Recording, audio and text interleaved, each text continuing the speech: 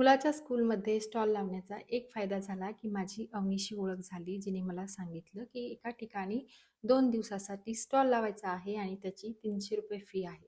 तिच्याशी बोलताना मला कळालं, की 1.5 वर्ष झालं ती माझ्या सोसायटीमध्ये राहते. आमची मुलंसुद्धा एका स्कूलमध्ये आहेत, पण आम्ही एकमेकींना साधं बघितलं सुद्धा नाही. स्टॉल लावण्यासाठी मी बॅगेमध्ये सगळे ड्रायफ्रुट्स भरले.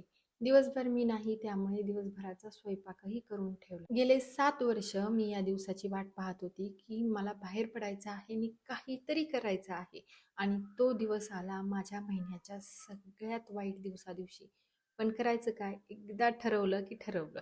मग काय केलं मी, तशी नॉर्मली मी गोळी खात नाही, पण मी मेफ्टल्स खाल्ली आणि सकाळी सकाळी नाश्ता न गेल्यामुळे मी डेअरी मिल्क घेतली आणि ती सुद्धा खाल्ली. आणि त्यानंतर आम्ही गेलो स्टॉल लावण्यासाठी. गजानन महाराजांच्या मंदिरामध्ये स्टॉल लावायचा होता. तिथे भरपूर साऱ्या गोष्टी होत्या, जशा की मेणबत्ती, कपडे आणि हार, तोरण वगैरे खूप साऱ्या क्रीम्स होत्या लेडीजसाठी आणि बरंच काही होतं. कार्यक्रमाचं उद्घाटन झालं.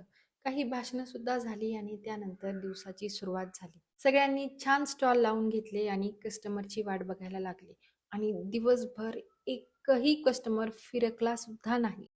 काही सुद्धा विक्री झाली नाही. पण मी मनातली मनात खूप खुश होते, कारण माझ्यासाठी हा जरा वेगळा दिवस होता आणि तो एक्सपिरियन्सच मला खूप आनंददायी वाटत होता.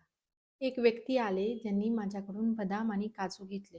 पण नंतर कोणी सुद्धा आलं नाही. संध्याकाळी काही लेडीज देवाच्या पाया पडायला आले, पण कुणीही काहीही घेतलं नाही. पण एकदम स्टॉल बंद करण्याच्या टायमिंगला माझ्या नवऱ्याचे तिथेच बाजूला राहणारे 2 फ्रेंड्स आले आणि त्यांनी मात्र खूप सारे ड्रायफ्रुट्स घेतले आणि माझा दिवस सार्थकी लागला.